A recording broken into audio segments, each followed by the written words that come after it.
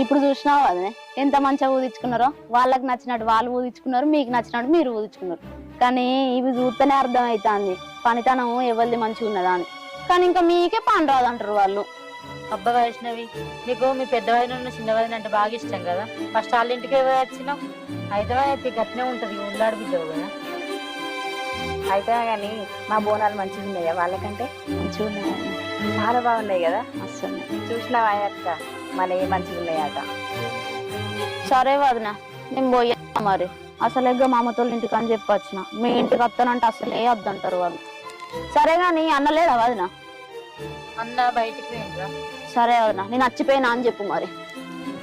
నేను పోయేస్తా మరి, పోయేస్తా వదిన.